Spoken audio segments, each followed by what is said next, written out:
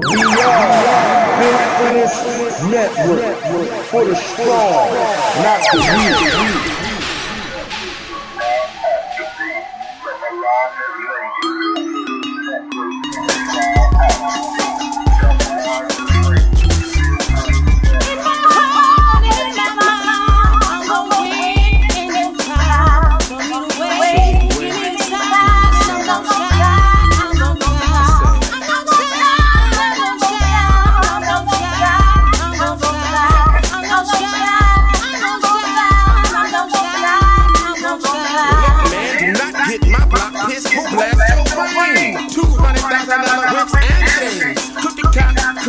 Crack cocaine, Tupac, Christmas, still feeling the pain. 7-year-old girl, shot and slain. What does it all mean? We gone insane in the struggle. Stress, mayhem, and panic. Where I'm from, we do not eat organic. Talk about it. You see, my mama cannot afford Whole Foods. She break fast with a prayer and call it soul food. Where I come from, let it breathe. Where I come from, no one runs when funds run low in lump sums. We choose to dump, but it's done. We live in humdrum in the slums where scum conceal stun guns. The words mum for fun, son. Conundrums ain't pretty in this cesspool called New York Shitty. I call it that cause it smell like shit. Walk around hunchback or you might get hit. I knew a nigga so cracked to his moms. That same motherfucker so cracked to his kid. Looking like 300 coming back from his bed. Like Pharaoh, let's get this money for real. In my heart and in my mind, I'm gonna win in due time. Show me the way, give me your side, and I'm gonna shine, I'm gonna shine. I'm gonna shine, I'm gonna shine, I'm gonna shine, I'm gonna shine, I'm gonna shine, I'm gonna shine, I'm gonna shine, I'm gonna shine. He said, Pharaoh, let's get this money up. The fuck? What you need me to holler at Steve Rifkin? Hit him escape from New York like Snake Plissken? I told you from the gate that you needed more marketing and these major labels are not listening. Stood in the b-boy stance, teeth glistening from the gold in his mouth, the summer breeze was whistling. I contemplated my retort, eyes fixed in on a crucifix around his neck, I guess he was Christian. Just then the police siren had pitched into the soundtrack of the hood, so I spoke with conviction. Spoke as if I was 16, with thick skin. Put a little bass in my voice like pitch spin, cause where I come from, we all come from. Sky, moon, stars, the earth and sun. Multiple skin tones, the blood is one. The pen is the ammo to my automatic gun. Bring to fruition what I write to get me out of the slums. And I'm shine like the sun, the world is mine. Each line of speech designed to transcend time and reach the unborn and transform your mind. And I'm shine. In my heart and in my mind, I'm gonna win in due time. Show me the way, give me your side, and I'm gonna shine, I'm gonna shine. I'm gonna shine, I'm gonna shine, I'm gonna shine, I'm gonna shine. I'm gonna shine, I'm gonna shine, I'm gonna shine, I'm gonna shine. Now New York, if you're in the house, and you're turning it out without a doubt, know what I'm talking about. Just scream and shout and everybody say now Detroit with the funky beats, getting wild in the street, see the mark of the beast, say the police. What up, Hags? Shot-town with the funky sound, so by the pound, just get on down. Put the fuck to whoa, you say? West Coast, side with the most, holding your toast, brag the boats. What the whoa, everybody heard. Dirty, you know, dirty, you know, dirty, come on, dirty, dirty, you know, dirty. I say, shine.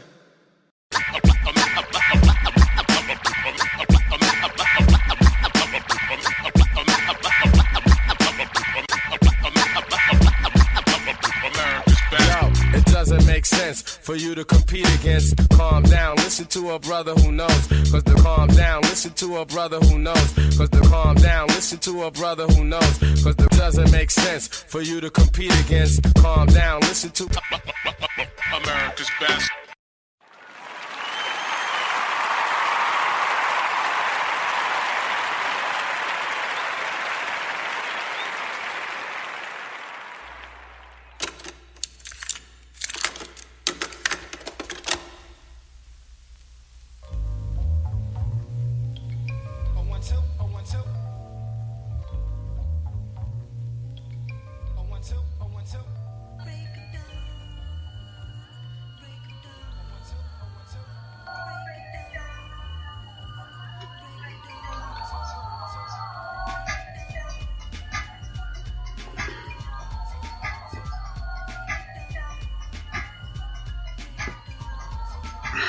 What's good, everybody?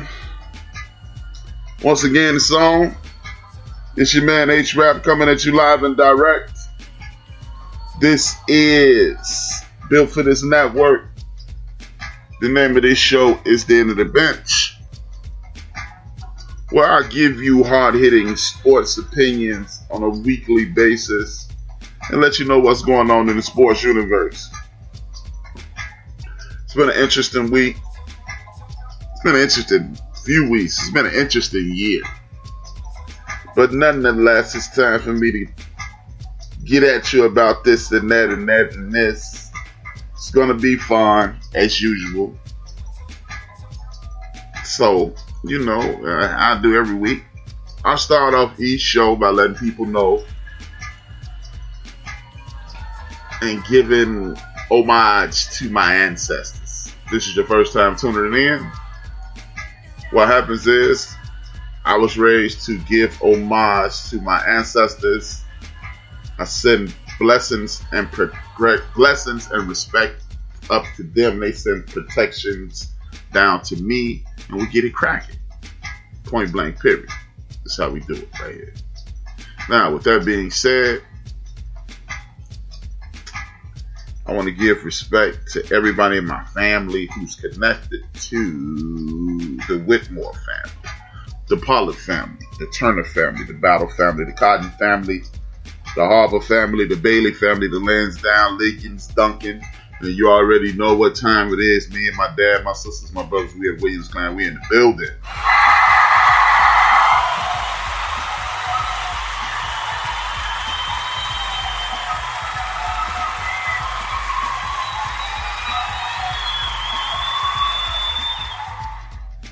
With that being said, without further ado, I want to let you know, as you already know, and if this is your first time listening, this is Built for This Network. We are a podcast network. If you don't know what a podcast is, it's on-demand entertainment. Meaning, you can listen to this 24 hours a day, 7 days a week. If you have the link, if you have the Spreaker app, just go to Spreaker.com, download the app. You can go to YouTube.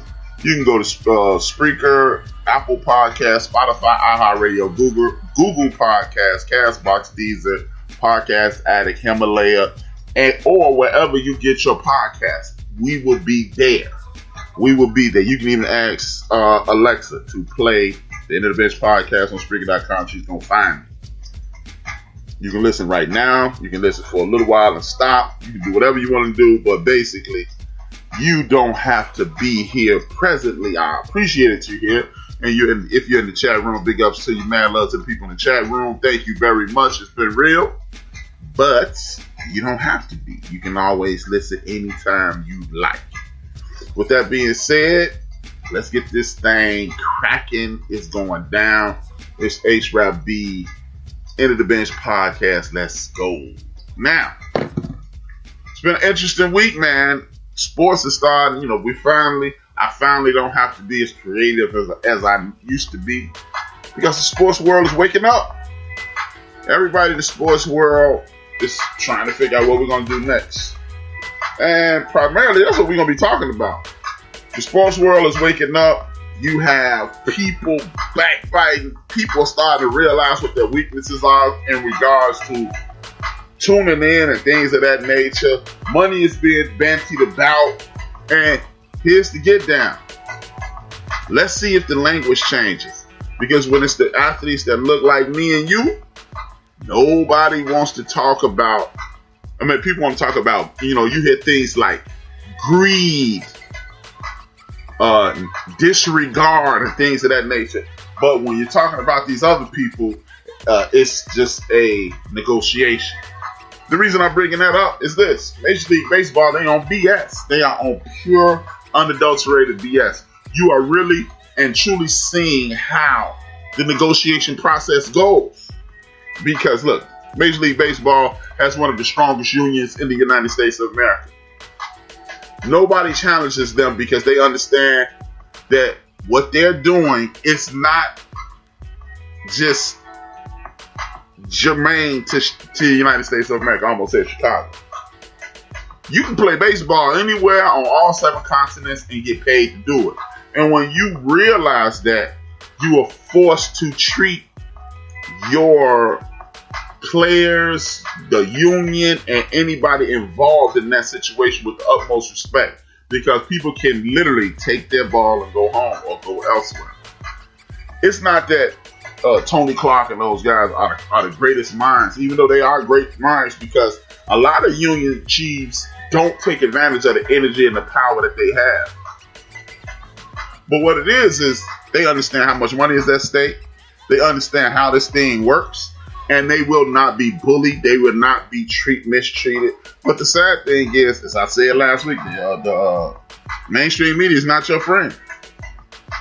Mainstream media is not your friend, because it is awful strange to me how friendly these negotiations are going. It is nothing but respect in the media. Oh, well, like I said, in a minute, Dak, look at the situation with Dak Prescott. He needs to accept what they're giving to him, what they're offering to him. But Major League Baseball, you're not hearing those things. They are literally telling these guys, these billionaires, nah, we ain't accepting that. Just to show you the type of slap in the face it is. Major League Baseball makes almost $3 billion a year. The initial proposal was something around $800 million for the players. The second proposal is 50-50. That's exactly where you started at almost 2 months ago, 50-50. This lets you know, look, we're not playing with you. You're going to deal with us above board, or you're not going to deal with us at all. You're seeing Korean baseball on ESPN every morning. That's one of the great bargaining chips Major League Baseball has. So big ups to those guys over there. It's almost laughable that people, when you stand up for yourself, it's always the boogeyman is there. You don't know what to do next. It's insane. But now all of a sudden, it's just good old, hey man, we just need the game back. Why is that? Why do we need the game back now? But when anytime it's one of these sports dominated by somebody who looks like me, it's insane. And my man Big Illinois just wrote in here, the Cardinals, the ownership of the Cardinals said baseball is not profitable. I mean, the thing is, the funny thing is, you hear owners like that, hey, this thing isn't as profitable as you think it will be. Well, why did you give somebody $500 million, $300 million at some point? Why is your organization worth $1 billion now if it's not profitable? See, we have to, something else, when you hear people say not as much money and they're not they're willing to throw that in your face. We don't make as much money as you think. Watch this. But open your books. Open your books. Period.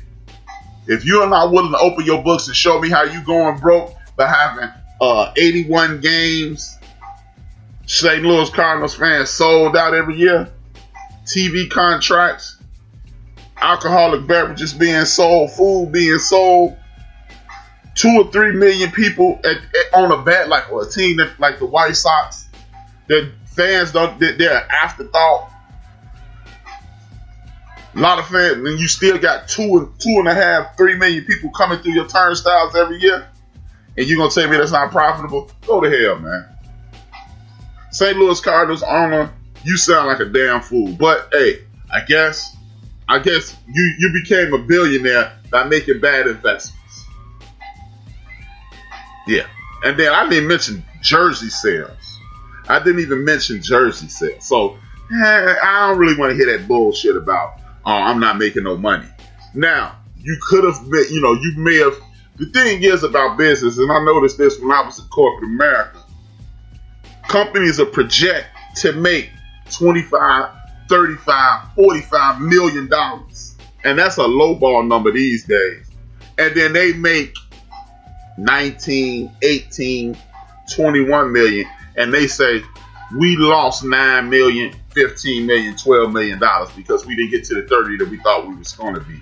But we were still profitable enough to pull in 19 to 20. So if you want to look at it like that, Mr. St. Louis Cardinal owner, yeah, you ain't making no money. But the reality of the situation is this.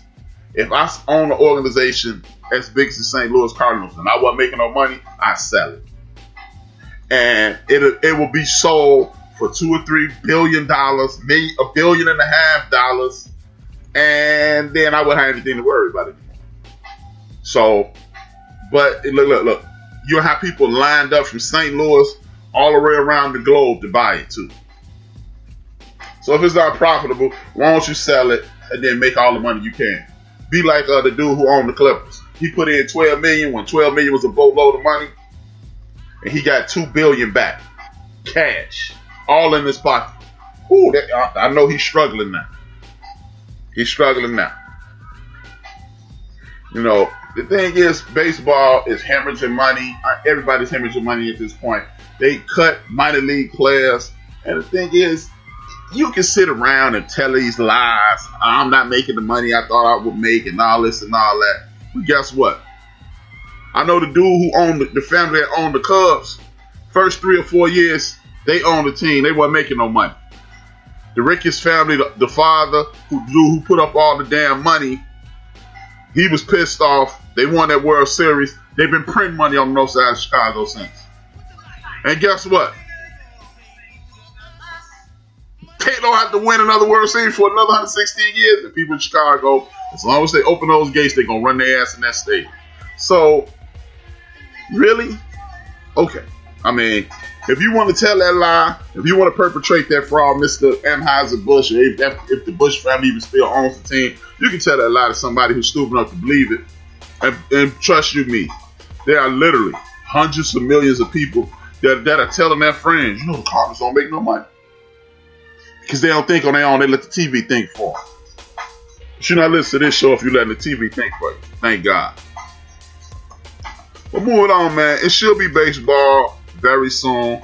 Football is coming back soon. Basketball is coming back, is on the horizon. But there are a bunch of stories in between those stories that I really want to comment on. And when you're in my community, I've been hearing this term bandied about, silent protest. Country is in the uprising right now. Everybody's going batshit crazy, trying to figure out what the next move is. I get it, man. We don't understand what's going on. Most of us have never lived through something like this, and it can be overwhelming at times.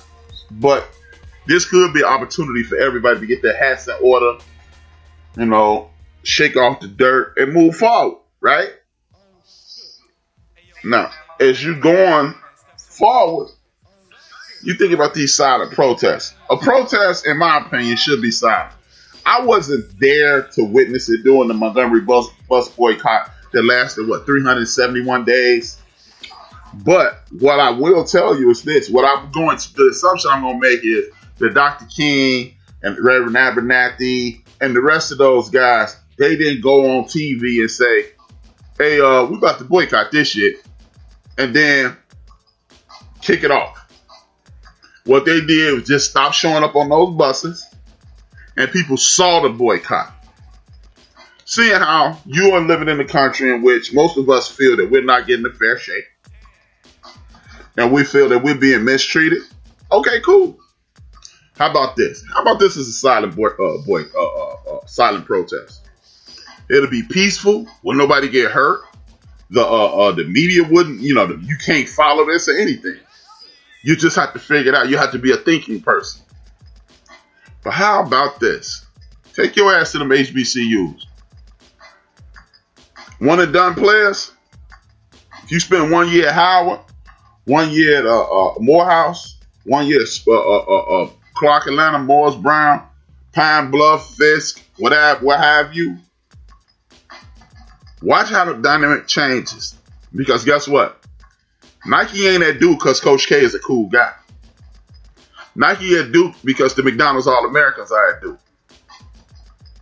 If you put those McDonald's All-Americans and HBCUs for a year, that same year, guess what? ESPN is going to take their ass down there and put those dudes on TV. When ESPN puts those dudes on TV, they got to pay those schools. You got to pay those schools. Those groundskeepers get paid. When the groundskeepers get paid, then the school looks better. When the school looks better, it makes more money. When it makes more money, you put yourself in a position to win. There it is. That's the silent protest right there. Here's another silent protest. The entities, the athletic entities, Nike, Reebok, Adidas, Under Armour, that Asian company that Dwayne Wade deals with, the ones that don't put money into HBCUs, as a collective, we start wearing their shoes. You know, it's crazy. You know, if you really want to silent protest, there go one. There you go one.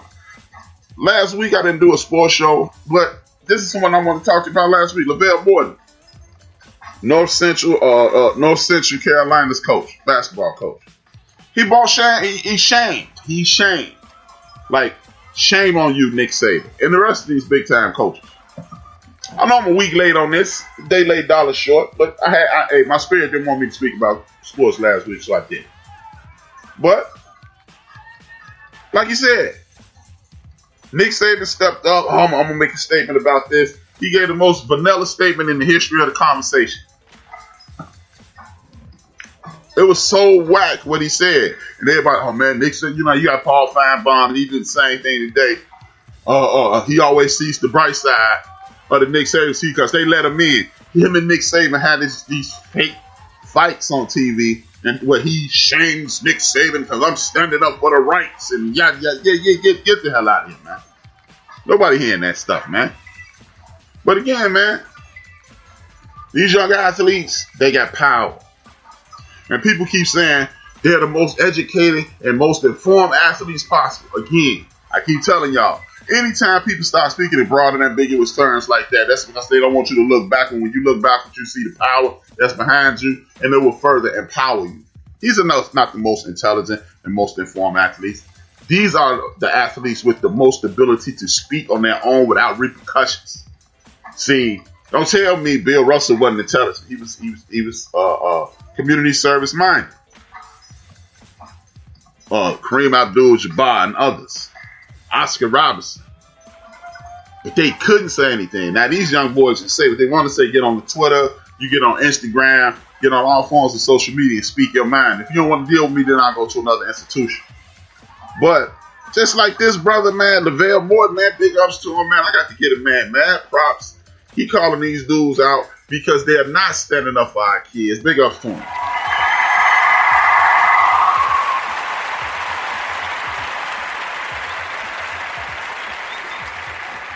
They're not standing up for our kids. It's a damn shame that it took, like, okay, Tom Herman today. I'm speaking of Tom Herman. Tom Herman today, he actually spoke up and said, damn, this is insane. You know, would you let, y'all can cheer for him, but y'all embrace him publicly? Would you let them date your child and yada, yada, yada, this, that, and the third? I get it, man. That was hella dope to say. That was awesome. He's an ally and all this and all that. But Mr. Herman, not to look a gift horse in the mouth.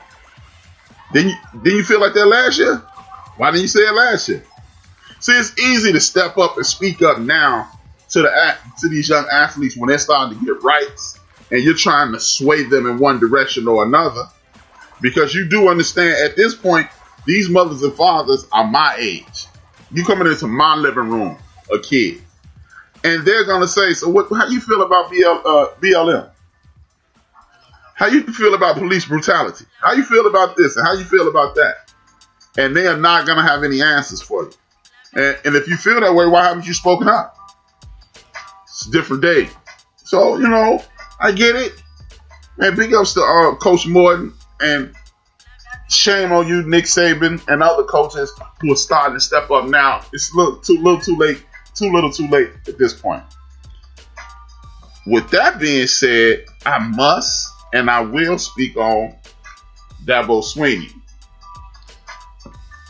Dabo Swinney has covered for. See, let's call it what it is. He covered for his homie. And here's the sad thing about it. If what I'm hearing is the truth, I don't even really have a problem with what he did. But the cover up is always worse than the lie. I mean, the offense. The cover up and the lie is always worse than the offense. Allegedly, one of Dabo Swinney's assistant coaches, who they always preference, is a good guy, and Dabo Swinney is a salt of the earth kind of guy. We always hear that. Who's the salt? What the hell does that mean? Salt to the earth. Salt ain't good, man. But anyway, I'm black. I got high blood pressure. I don't need no damn salt. But you always hear the prefaces. Salt to the earth, real good guy, and stand up and sit down and step to the side. All these damn platitudes get to falling out of these folks' mouths when they're in trouble. But one of the players allegedly hollers out the magic word, I like to call it, the N-word. And he said, we don't use the N-word around here, but he didn't say the N-word. He said the actual word. Now, maybe I'm retarded or something, man. I don't really get the hang up about it. We don't use that word around here. But when you cover it up and make it seem like it's something else, Dabo. And as Jalen Rose referenced today, you've been on the wrong side of this conversation for a long time. I do remember you saying, well, we did have a black president. And then you ran that flag jibber jabber as well.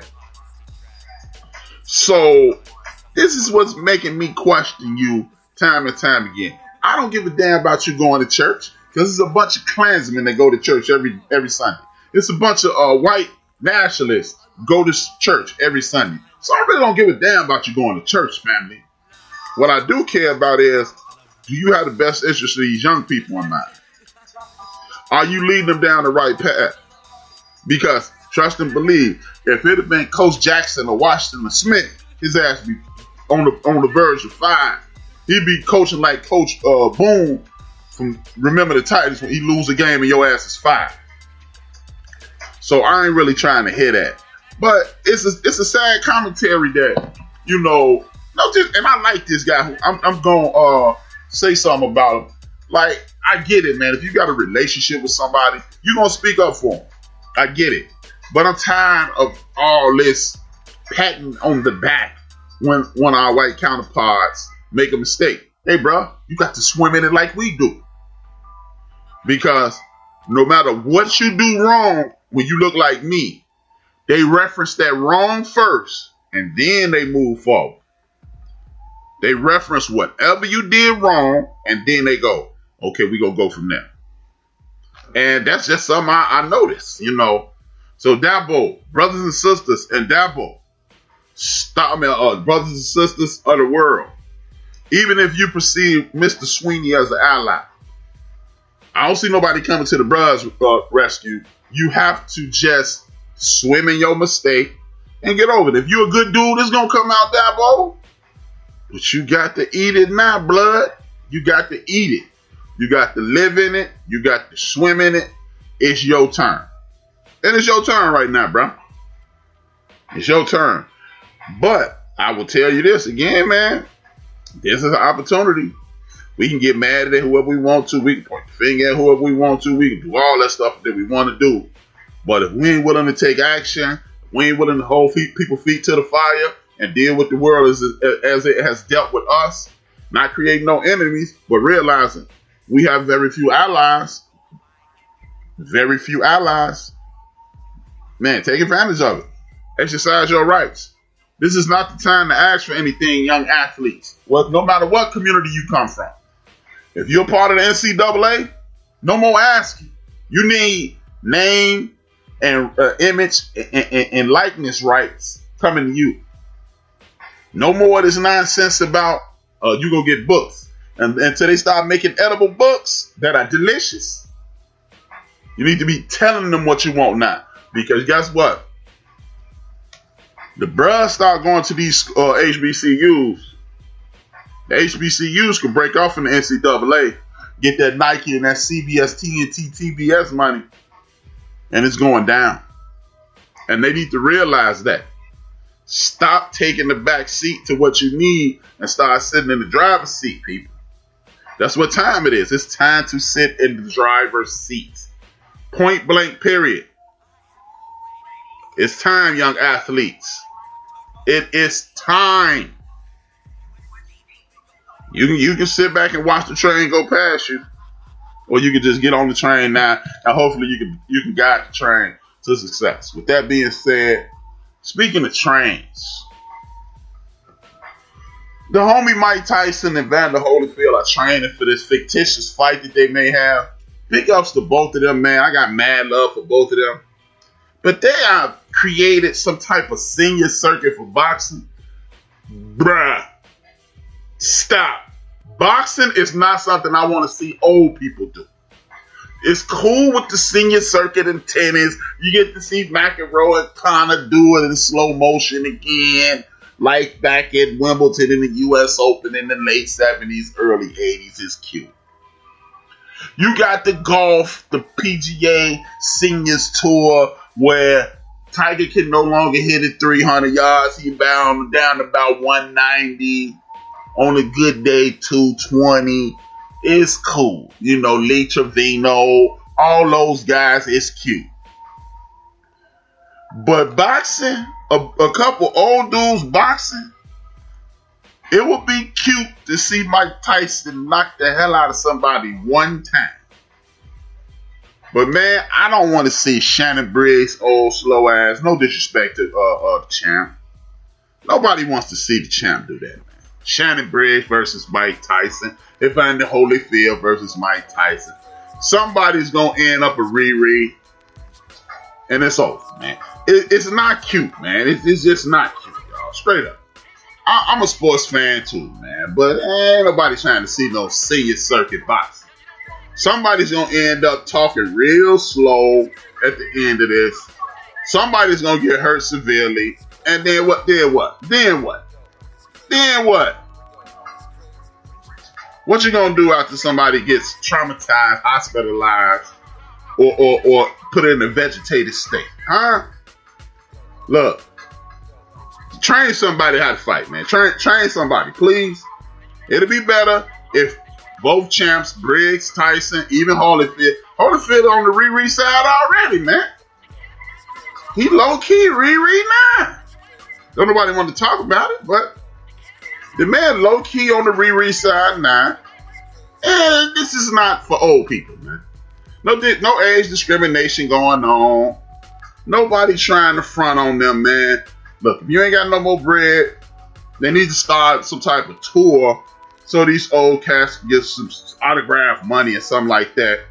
But old boxers, they get their fucking heads knocked off and they end up shaking and all that type of stuff, man. And I'm not trying to be disrespectful, man, but I'm talking about, man, I don't want nobody to get hurt for my entertainment, you know. If you're a stunt man, you go ahead and do it, man, but it's not going to end up a good thing, man. I mean, you walk around here sound like the Dunner man, it's not going to be a good look for you, bro. It's not going to be a good look. Champ, you know, Mike Tyson went from flabby to fired up in about 6 months, which means he has the ultimate focus, ultimate determination. He still got it, but this is what I'm trying to understand. Around round 3, it's over, Mike. Somebody gonna knock your ass out, bro. You was a bad motherfucker in the 80s. It is so far away from the 80s, it's ridiculous now, Mike. Am I trying to make fun of you, Big Mike? No, you can probably take rap out, but man, that's senior boxing. I don't know, man. Hey, man, y'all can let me know what y'all think, man. But trust me, I don't want to see no senior boxing. Senior boxing, you can get your ass hurt out there, man. Boxing is not no sport that you just be playing around with. Oh, I'm just gonna go on out here and let somebody punch me in the face repeatedly. Listen to that, man. Y'all up in arms about football? But y'all gonna let 2 old men punch each other in the face? Come on, man. Mike Tyson, you 50, 54. Vander Holyfield about 56. Shannon Briggs about my age, about 50. Nah, man. Bruh. It's not a good look for you, fellas. But I mean, I'm not gonna lie. I'm gonna be at Big Illinois crib. I'm gonna bring the Hornitos. Y'all, if y'all don't know, that's the key. I'll bring the drink, but I'm not really with that one. It's not a good look. Mike Tyson, Evander Holyfield, I'm gonna need y'all to grab y'all grandkids, get in front of the TV, and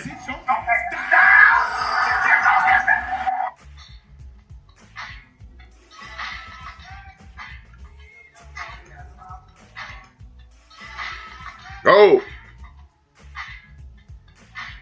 I'm gonna need one sec. Oh man, I missed the phone call. I wasn't paying attention. Slow down.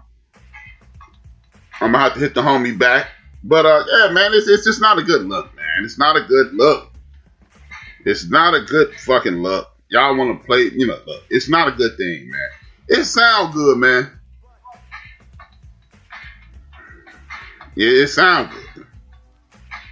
It sound good. That's it. The old people fighting. It's not a good look, man. I got my man D-Grade on the line. Hey, D-Grade, hit the other line. Hit the company line. Don't hit the personal line. Call back on the company line.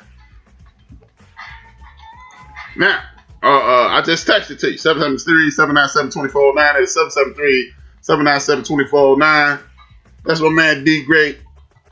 Appropriately named. He finna call back now. I got the line open. I knew D-Grade. I knew somebody was gonna call when I called Mike Tyson a Riri. But I ain't really calling him a Riri, man. I don't want him to be a Riri, man. He gonna get his brain knocked out his head, man. Man, Mike Tyson, you ain't got a whole lot of sense to lose, man. That's all I'm saying. Ain't nobody gonna call them and ask them to figure out a mathematical equation now. Come on, man. Let's just be honest with this situation. I got the homie D-Grade on the line. What's good, my brother? HRap. What's good, brother? How you feel? I can't tell when that shit you was talking about. Hey, D-Grade, bro. You know I ain't lying, brother. Hey, nobody want to see the movie. Hey, man, you want to see the dudes get hurt? You go watch that shit, man. Fighting is not for old people, man. It's a reason we got that saying, man, sit your old ass down. You're too old to be fighting them. It's a reason people say that, D-Grade. You get your ass hurt out there, man. Hey, it's a reason motherfucker went to retire. Right, man. Now you gonna come back 15 years later talking about, no, I got one more. You on some Clubber Lane. I got a whole lot of more. No, bro. Sit your ass down. Sit your ass down. It's over. It's over, fam. Man. You might want just bring Rocky back. Let him on. Right, man. They watching them back. That's what it is, man. They think this shit is real life, man. You get your draws kicked in your ass. You're going to be retarded out there, man. You're going to end up retarded, man. That's what Riri's short for, retarded, man. That is some funny. Man, D-Grade, you know I ain't wrong, bro. Nah, you right. You 100% right, man. That's just like us fighting these young motherfuckers in these streets. No, nigga. No. That's not happening. Hey, one of them young niggas run up on me. Like, I'm from the west side, man. We don't say a pistol. We say, goddamn it. You just pull out this goddamn it and lay your ass down. I'm going to pull out this goddamn it and... Goddamn it! Pop! Hey, truth be told, these young dudes ain't fighting themselves. You know what I mean? People ain't fighting no more. I'm telling you. Yeah, man. That's funny, man. I just had to chime in on that, bro. Hey, man, you don't want to see. Don't nobody want to see, man. We love Mike Tyson, man. Mike Tyson Mike Tyson was such a great athlete that when you tell a Mike Tyson story, even if you're not a liar, you add a little sauce on. Cause it's Mike Tyson. It's like when we used to when old people tell stories of Will Chamberlain. Oh yeah, he bumped his head on the bottom of the scores table, on the bottom of the scores board in the ceiling. You got to lie. And Mike Tyson, man, he hit this dude so hard, he died. And when he pulled his fist out of his face, he came back alive. You know, you got to lie. When you that cold, you got to lie. Don't fuck it up for us, Mike. I ain't really no big Evander Holyfield fan. But, yeah, man, Mike Tyson, come on. You know, all these boxers, man, that survived the wars, man, half of them can't talk, bro. Yeah. You know what I mean? Floyd Mayweather can't read. Well, I don't think he can read before he hey, bro, that ain't got nothing to do with boxing. He was a re at first, man. He was born re. He just got money. You Yeah, know right. He got so much money, you don't even need to know how to read. Pay somebody to read something for you. You know what I mean? Like, read that shit. Hey, man, like the homie OC who was on the show a couple of weeks ago. His crewmate AG said I was handsome, but the money made me gorgeous. Floyd Mayweather. I'm stupid, but I got enough money not to look dumb. Right. I ain't got to read. I'm rich. I ain't gonna live like that. Your boy ain't gonna live like that, but that's how he live. Hey, I'm about to get off. I'm glad you're making me laugh, man, because the last 15 shows, boy, you seem like you want to start a fire and everything. All right, man. My bad, man. You know me, man. I get on the road, man. You gotta get him sometime. No, do you, man. Do you. I love it. Either or. We either gonna set the world on fire or we gonna laugh the motherfucker to death. Hey, man, that's how we got to do it, man. Anybody who ain't paying attention, go to the chat room, man. Follow D Greatest from X Squad Radio, man. Every Sunday, every Monday, every Wednesday, and occasionally a Friday and Saturday. He gonna bring you good music from the soul. He's a good brother. When you listen to him, you can hear it in his voice. He's a great brother. He's the glue around here on Black Street.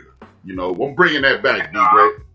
I'm bringing that back, man. You the glue, man. Hey, can I? I got a disclaimer. Can I deliver a message to somebody real quick? I'm gonna get off. All right, man. Do your thing.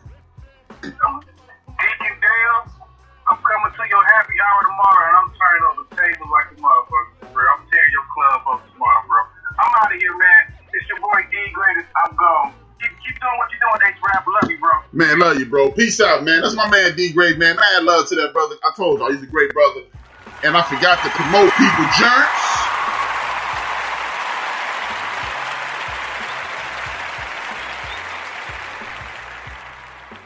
And I forgot to promote people, like the homie Deacon Dale is in the building. Much love. You see Deacon Dale down there. I know I seen Jungle down there, too. You see Jungle, brother. You see Deacon Dale. If you see anybody, and we already following Bill for this network. You see Big Mo, Tiger Parr, dope shows on Sunday. Even though he'll send me the link, I'll be begging him to send me the link. He normally reread. He got to send me the link. Big Mo, send me the link. I'm putting you on Front Street. Big Mo, sending me the link. I got this dude who always faking the funk on his damn demo calling. Some guy by the name of Big Compton, Big West Side, Big Peoria. What's your name? Carl? What you want to talk about? What's going on, man? Oh, this is Big Illinois, man. Big Illinois. Anthony Aquarius is in the building. Anthony the Aquarius is in the building. What's good, my brother? Man, just killing, man. Just hear you rag on the old fellas trying to get back in the boxing game, man. Come on, man. Come on, dog. Hey, For man, real? Really? I want to see that shit, though. HRap, man. I ain't gonna lie to you, man. You want to see it once, though, fam. You only want to see Mike Tyson knock the hell out of somebody. You do not want to see 3 or 4 fights. You don't want to see Sugar Ray Leonard fight Marvin Hagler at 60. No, stop. Nah, you only want to see Mike Tyson. They can't be having no senior circuit in boxing, bruh. Ah. Hey, motherfuckers going down on 1D stage. Man, hey, you see, that's why Big George didn't want to sit down in them chairs, man. When you 50 and you moving too much and you sit down, you ain't getting up no more, bruh. Like me. I come home, bruh. If I take off my shoes, I'm not leaving the house no more, man. It's part of the 50 contract. Unless somebody die, unless you call me, yo. Like one or two. Yeah. Those little matches, man. Mike look rough, man. Hey, man, Mike look great. Huh? Hey, man, to quote the great Bruce Lee, boards don't hit back. You know, hey, man. But yeah, I wanted to speak about that baseball crap that's going on. Speak on it. Basically, what they trying to, they don't want to pay the players, man. Exactly. You know, it's a summer sport. Here we are. We still in the beginning of June. So for them to actually be able to get a season in, they would need to get a deal in place like ASAP. to at least get started by the 4th of July because they need at least a month of spring training and some games.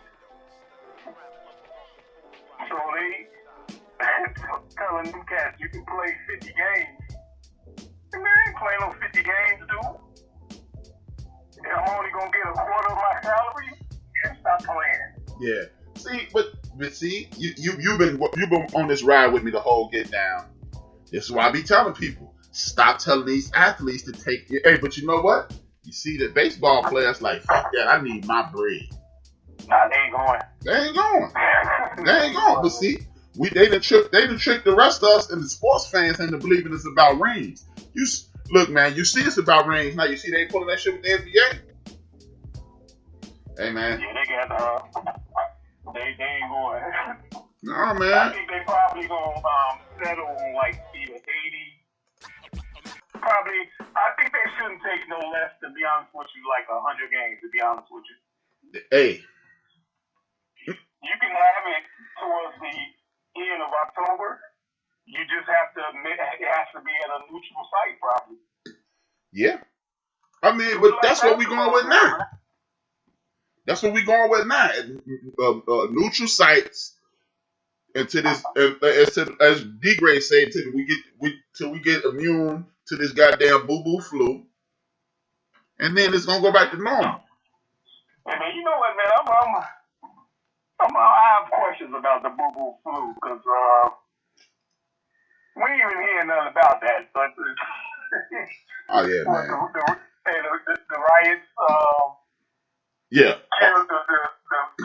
The virus or whatever. Right. You know, a good old looting session nationwide is the cure for the corona, it seems. Yeah, I'm in Walmart yesterday in the suburbs over in Laos. Mm-hmm. She was cute as hell, man. She ain't had no mask on or nothing, man. I'm not gonna try to holler at your ass. I don't know what the fuck you got. Good. Get out of my way. Man, she's bad, though. Hey, you look good enough. I'm gonna cough with you, baby. That slime ball was in effect. Boy, you got slime ball. I'm telling you, man, get your slime ball on, man. Hey, somebody got to die. You might as well die with a cutie pie. Yeah, fuck that. Hey, man, we gonna cough together. I'm with you. That's baseball, man. Hopefully we be able to see the Cubs. Hopefully I'll be able to see the Cubs this year. Mm-hmm. Yeah. You want to see the Cubs? That's what you want to see. The Cubs. The Cubs, huh? That's what you want to see. All this good ass sports out here, you bring up the Cubs, huh? That's what you want. Huh? Boy, the Cubs finna be the White Sox Junior out here, man. Yeah, man. Nothing else. Well, the Spurs gonna be playing in the little tournament. Really? The Spurs and the Cubs. That's what you want? The Spurs and the Cubs. That's what you got. That's what you brought to the show, huh? Spurs and Cubs. That's my team, man. Boy, the Spurs and the Cubs gonna be morning breath. They gonna stink all to be damned. Cubs not gonna stink, man. Okay. What's the day's date? June 9th? I think you need to apologize, bro. Hey, bro. Call me September 9th to say the same thing. Bad, man. Yeah. Oh, let's get an actual date on that. The second. September 15th. Yeah, the second Tuesday. Yeah, the 15th. You call me then, and the Cubs gonna be the boo-boo flu. It's gonna be Cub-rona around this motherfucker, man. Ain't no Chicago teams doing shit this year. Alright, fool, man. Alright, man. Keep on the show, man. You know, be listening. Thanks for the love, man. Hey, and tune in to Big Illinois Show tomorrow, 7 p.m. Central Standard Time. It's called The Backyard. It's a good show. He just sucked. How about that? All right, man. Much love, bro. Thank you for the call. Much love. Peace. That's my man, Big Illinois. Glad he didn't start that jibber jabber about his damn demo, because I ain't playing this demo. The man, he could barely rap. He stole Young MC style and mix a lot beats, and now he think he a super MC. But on the serious side, man, it's just this whole get down with the Major League Baseball, this whole get down about money, and it's about money. All this sports thing, man, we love it, man. Only people that love sports are the participants, the coaches, and the fans. The people with the shirts and ties that sit there in them boxes with the golf claps, they don't love sports. They love the money that sports brings them. And I'm echoing like a Mickey Ficky, and I ain't echoing no more. Sorry about that. The people who gonna listen later, I ain't that damn smart. Now, back to the show. Hey, since Big Illinois bought up the Spurs, let me do a little basketball. Yeah, and I did say, yeah, you went to Walmart, Big Illinois, I'd holler at the honey, man. That's your pickup. That was your shot. Look, girl, we could be sick together. Let's hold hands in the ER. And when it's all over, you'd have been like, I was there when you was about to die. But hey, man, you blew your shot, bro. You blew your shot. It looks like the NBA is coming back with this round robin get down, man. How y'all feel about this round robin get down, man? Since the line's over, man, it ain't even got to be the traditional end of the bench podcast on Spreaker.com, hosted by your man HRap. Let's go ahead and see how y'all feel about this get down, man. How do y'all feel? What's the number? 773-797-2409. Call your boy and let him know what the hell going on, man. How you feel about this NBA round robin get down? And you know what I don't like about this get down? Since we talking, man, since we out here talking, we out here, as we say in the hood, we out here conversating. How do y'all feel about these punk ass NBA players that's talking about, oh, I ain't gonna be able to get play with my team for 6 to 8 months, yada yada. Y'all wasn't shit. How y'all want? Y'all didn't play 50 games. Y'all won 14. And you worry about you ain't gonna be able to play with your teammates. You should be trying to get some of your teammates off your team. 14 games. Y'all have played 50. Come on, man. Come on, son. Fuck out here. If you play for the Bulls, if you play for the Knicks, if you play for the Suns, the Atlanta Hawks, you shouldn't be saying shit about, oh man, I had a chance to get with my teammates. You know, we trying to get it in. Really? You need to be trying to get some checks back. That's what you need to be doing. Man, look, people are delusional at this point. We are in a unique situation. The boo-boo flu is out here. We don't know if it's real or not. I ain't finna take no chance on it not being real. But if you give me $30 million, I will bump and grind in the post, and I'm out here killing. I'm bringing that 1992 HRap with them springs back. But let me see. I can't name all the Lakers, and I live out here in LA. Exactly, man. Not nobody. Look, we want sports back, but all in now, your team is garbage. But you want to be in the NBA tournament in Disneyland. How y'all feel about them not letting them bring their wives for the first 3 weeks? And look, just to show you the type of nonsense the National Basketball Association is on, are we not going to test for marijuana? Really? That's what's on y'all mind. Testing for drugs. Man, y'all need to let them do, if I'm out here fighting this boo-boo flu and hooping every other day in this one complex, y'all need to be buying them weed. But it's too many people worried about the wrong things. It's too many people worried about the wrong thing. How do y'all feel about this new round robin? I got my man JB in the building. What's your name? What you want to talk about? Holla at your boy. Hello? Hello? Hello? Hello? Yo, Oh. HRap, what's up? My man Jungle, brother. What's good? What's up, man? Talk to me. Holla at your boy. Hey man, what you say about my niggas? They terrible, man. They morning breath. HRap, you know what I mean? I got a lot of respect for you, HRap. I know you ain't gonna do a 3-hour show talking junk about the Knicks. Hey, man. First of all, Hey, man. See, you only heard. Did you not hear me say if you're on the Knicks, if you're on the Atlanta Hawks, you're on the Bulls, you're on the Phoenix Suns, you don't need to be talking about being in no damn basketball tournament. You need to be trying to get some of your teammates cut. no, that's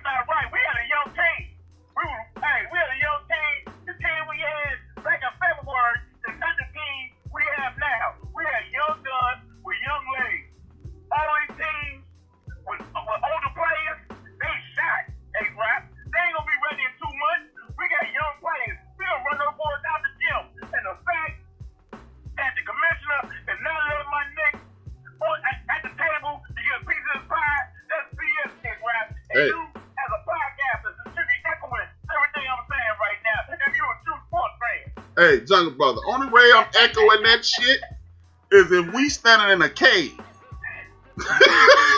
Ain't no way. Only way that shit need to be echoed if we standing in the cave. The NBA played 66 games and the Knicks won 25 of them. Garbage. Doo-doo. Boo-boo. We got a young team, man. We were jealous. Hey, boy. The old... Put us in the freezer. We down. Yeah. Yeah. Really? Okay. Yeah, they must have put the Knicks, the Bulls, the Cleveland Cavaliers, the Hornets, the Hawks. They must have put all them teams in the oven. And they was jello. Because they trash. Hey, man, I'm looking at the chat room. Everybody's big up for me because they know I'm right. Everybody's saying, preach, Jungle Brother. Hey, Rap. What chat room you looking at? Hey, come on, Rap. You playing radio, man. You see it down My man Jungle in the Brother chat room. got his own chat room up from his show. Come on, Rap. You playing radio, man. Boy, you know hey man, if your team is trash, Jungle Brother, man, come on, man. 21-45. That means they lose twice as much as they win, plus 4. Hey, Rap. Hey man, Hey, Rap. they win 31%.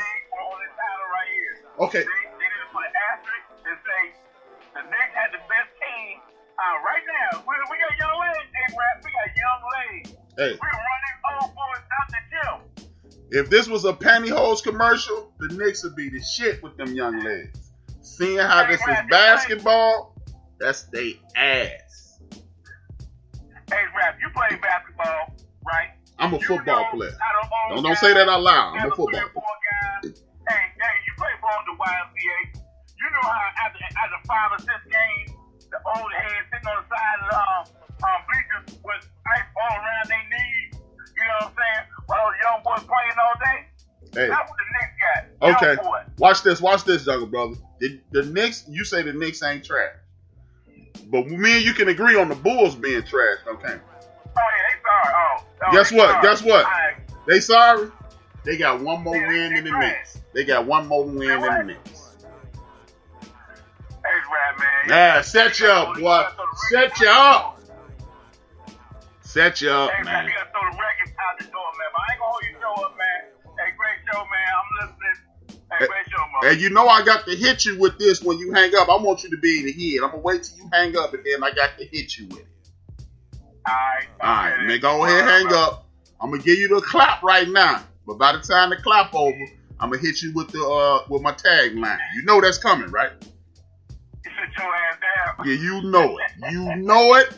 I want you to hear. One love, brother. Alright. All right. That was my man Jungle Brother. Always a good guest to have on your show. Tune in to Jungle Brother 30-minute show that lasts about 6 hours. Good brother. But Jungle Brother, you talking about the Knicks good? I'm gonna need you to go to the corner, find you a real comfortable chair, look at the sports line, and cause you know them damn Knicks ain't worth 1,000 cookies, man. But these dudes talking about I'm missing out on playing with my teammates. Boy, y'all, if you play for the Knicks, the Bulls, or any one of them old sorry ass teams, y'all should have been taking a chance on getting Corona to get y'all shit together. Look, if you play for the Cleveland Cavaliers, they might need to. I can't really talk. They only got 3 less wins than the Knicks. If you within 3 to 5 wins of the Cleveland Cavaliers, everybody on your team but the dude who was drafted last year should get cut. Knicks, the Pistons, the Bulls, the Hornets, the Hawks, the Timberwolves, Jesus, the Golden State, no. The Golden State Warriors, most of them dudes trash too. If you don't want them teams I just named, they need to kick you out of basketball. I hope you got your degree, because they should let you play next year. But yeah, man, the NBA coming back. Shout out to Bill Russell, man. Big ups to William Pelton Russell, one of the greatest basketball players that nobody ever talks about because y'all don't want to watch basketball. Y'all don't want to research basketball. Y'all want to talk about what you saw on ESPN. Well, big ups to Bill Russell.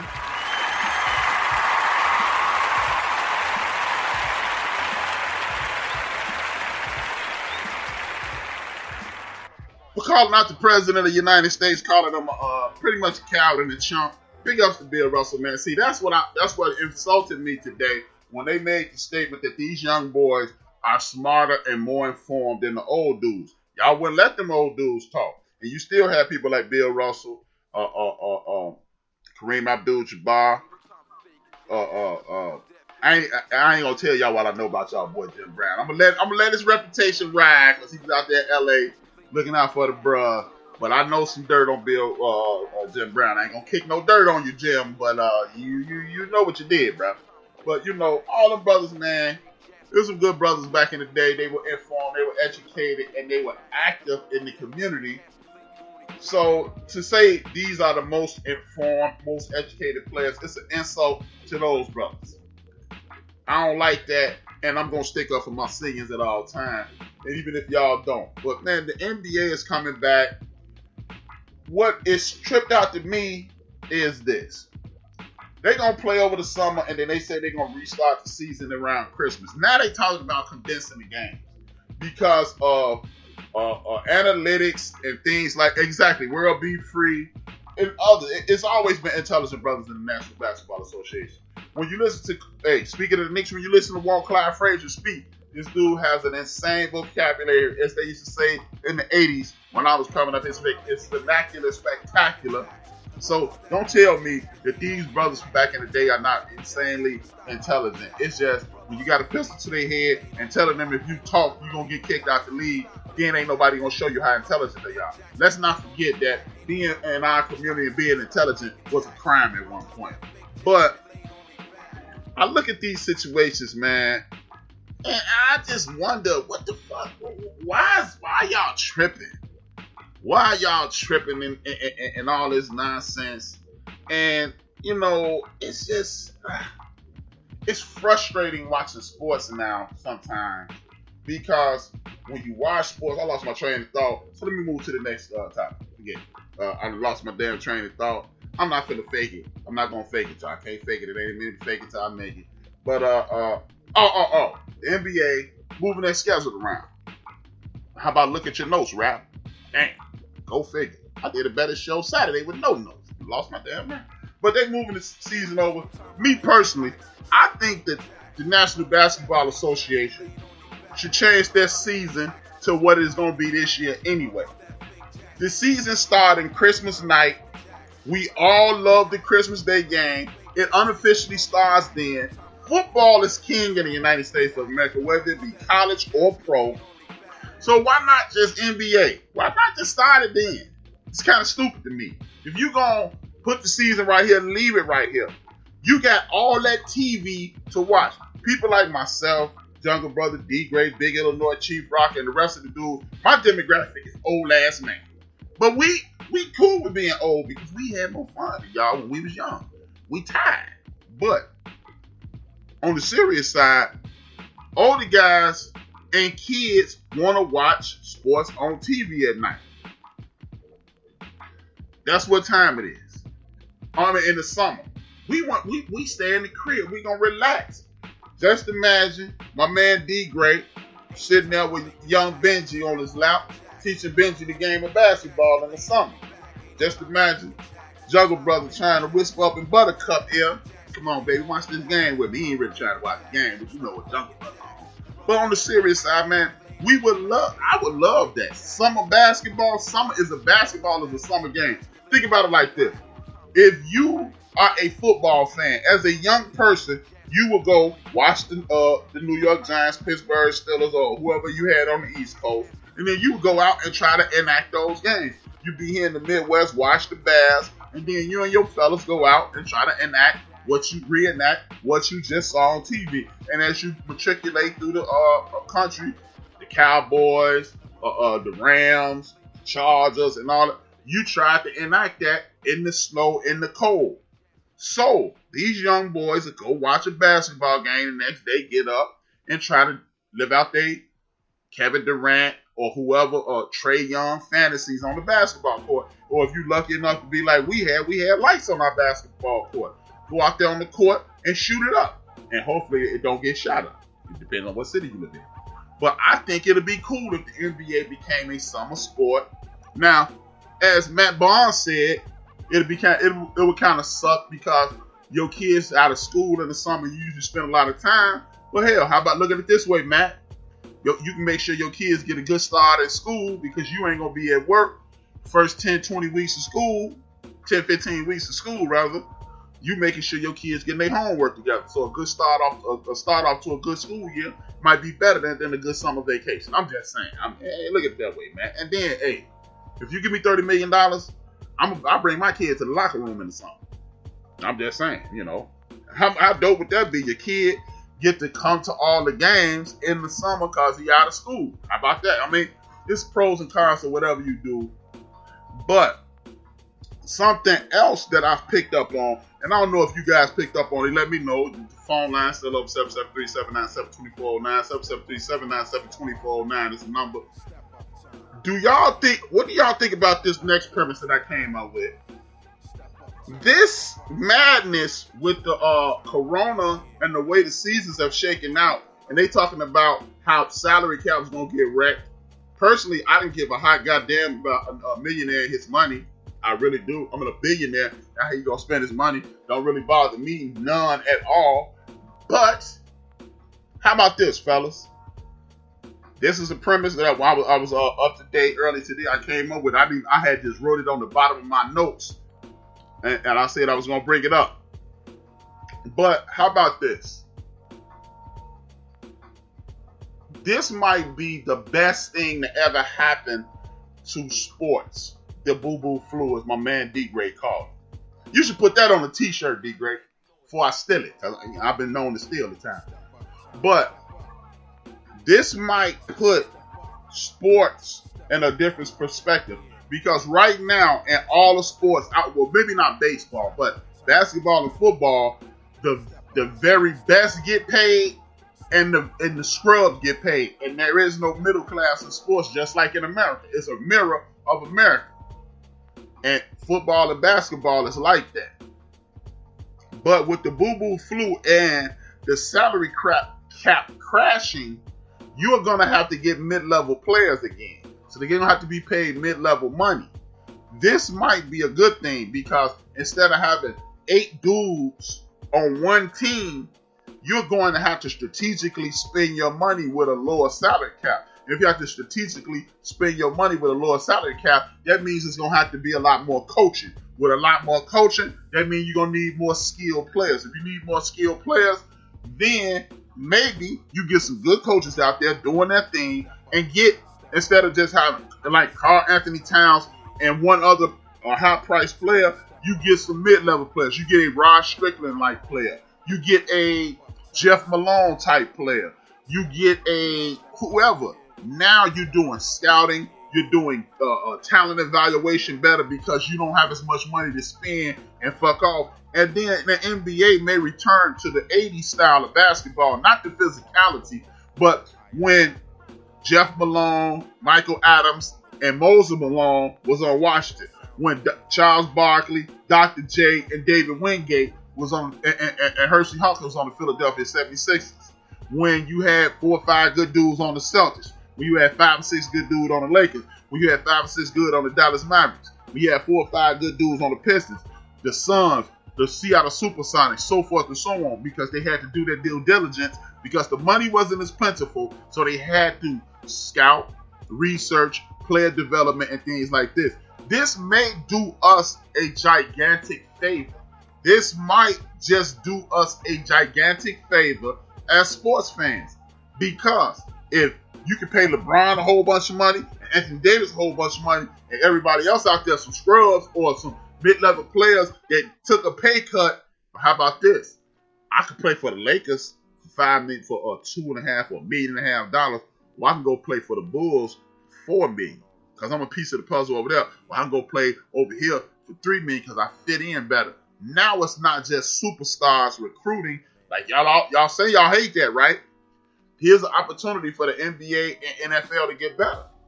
Because, yeah, we got the big-time quarterback, but now you'll realize that Tom Brady didn't really play with a bunch of scrubs at wide receivers. It's a difference in being a scrub and a buster and not a household name.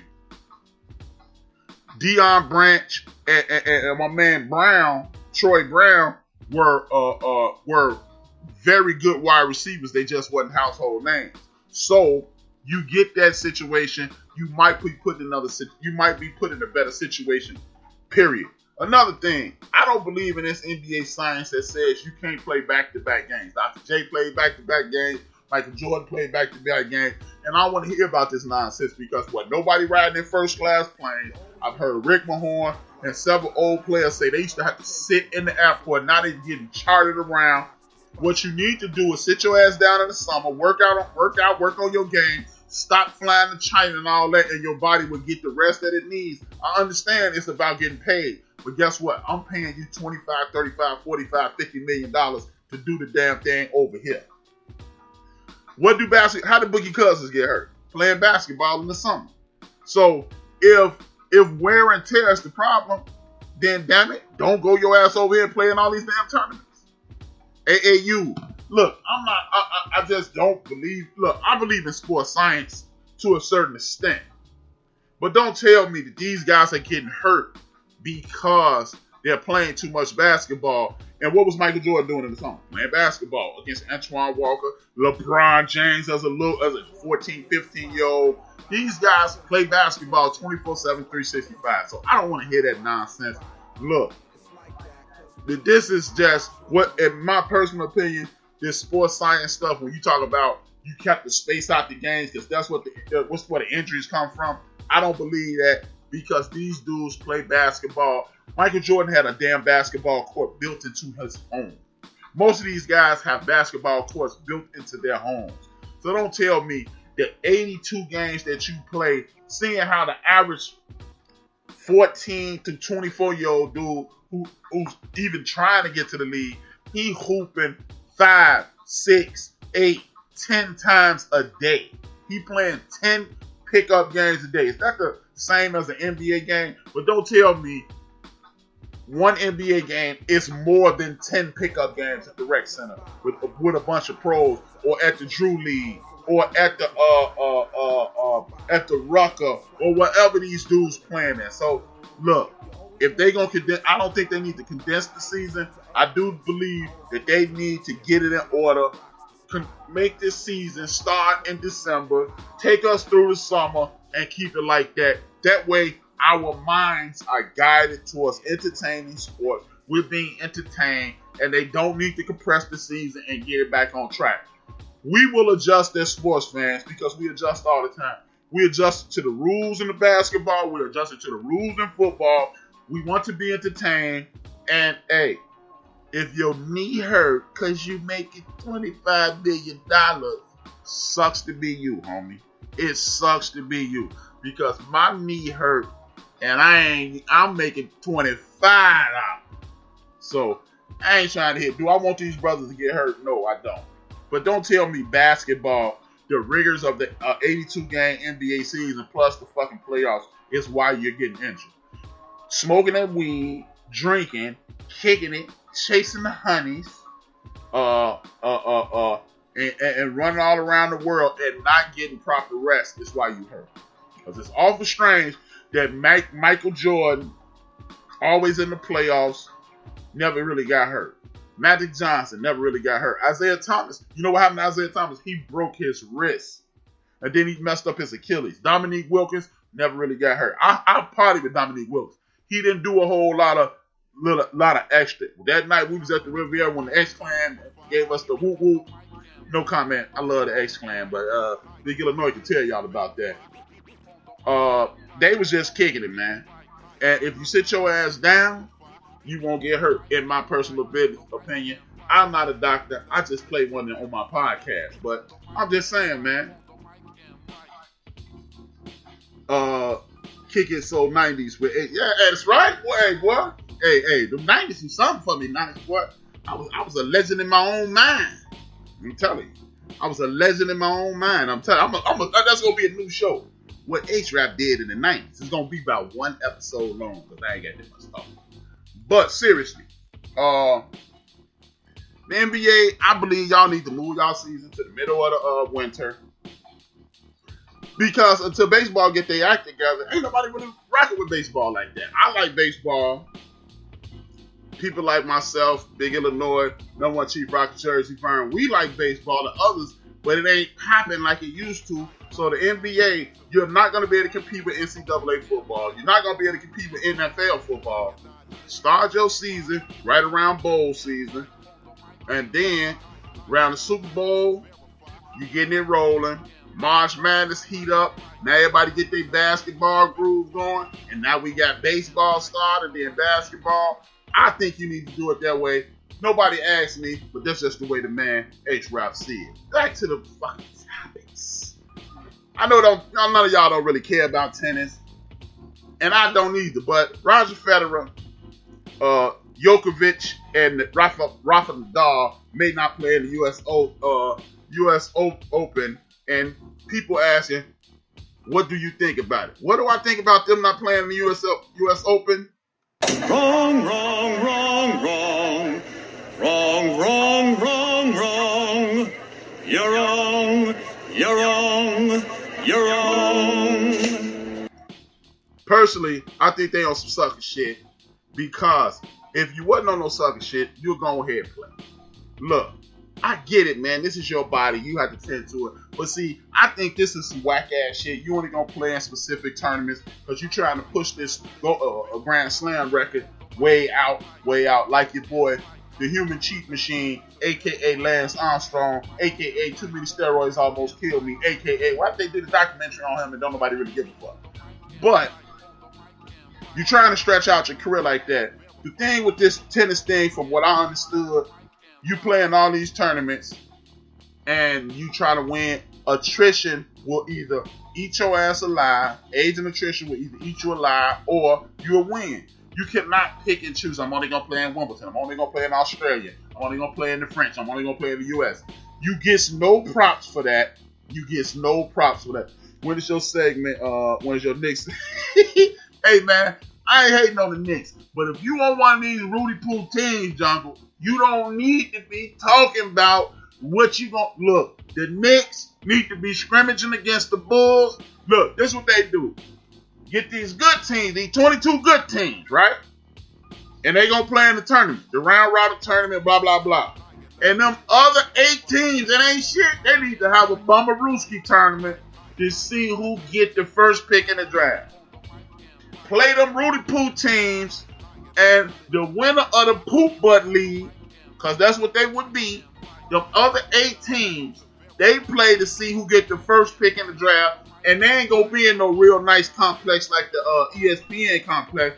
We're going to put them somewhere in like the south suburbs of Chicago or in Compton, and you got to fight the Crips after the game if you lose, or the Vice Lords of the GDs if they're in Chicago. Or if you're in New York, you can fight the Latin Kings or something like that. Because you making all this money and you mad that you can't play in a tournament that you didn't belong in? No way, stop it. If you want to be included, play hard, win. Look, this is what you do. Succeed, go to sleep, work hard. Succeed, go to sleep, work hard. Repeat this, and you'll be invited to the tournament. Rudy Poo ass teams that's mad at the good teams that they in the damn tournament. Y'all sound crazy. They not letting us get in the tournament. No, you didn't let y'all get in the tournament because you sorry. You suck. Bulls, Hornets, all them teams got a bunch of dudes on there just getting rich, picking up the Q honeys, getting mad. Look, if you wasn't picking up them honeys and you picking up them shots, y'all ass wouldn't have lost that many games. But I think Federer, Joker, and Rafa Nadal, I think they some sissies for not playing the US Open. If it's available, y'all need to play there. Y'all are the faces of men's tennis. Y'all need to be there. But again, when you got that light skin, don't nobody hold your feet to the fire. Because if LeBron was like, we ain't making a tournament, I ain't gonna be there, everybody and their mama be wrong. Speaking of not playing, shout out to Kevin Durant for putting to the rest that I ain't playing, don't ask me no damn more. Mama's listening, she mad for sharing the show because I'm not big up for the Knicks. Damn, sorry, Mama Jungle, I'm sorry. But I can't lie. You wouldn't want me to lie, Miss Jungle Brother. Mama Jungle Brother, the Knicks is terrible. You wouldn't want me to lie. So, I know you're ready, Jungle Brother, not to lie. He's a little delusional with the Knicks. You need to go ahead, pop him in the back of his head, Mama Jungle, because I've come to the reality that my Chicago Bulls is horrible, and he needs to go ahead and come to that same reality that your Knicks stink all to be damned. I'm just saying. But shout out to Kevin Durant, man, for not coming back, bro. Hey, stay at the crib, get healthy, so we can enjoy at least 8 to 10 more years of your career. Do not let these people trick you like they tricked you last time in the NBA Finals. So I got to give it up to the homie Kevin Durant for thinking about his career versus entertaining me. I would love to see you play, but I think it's better that you at the crib.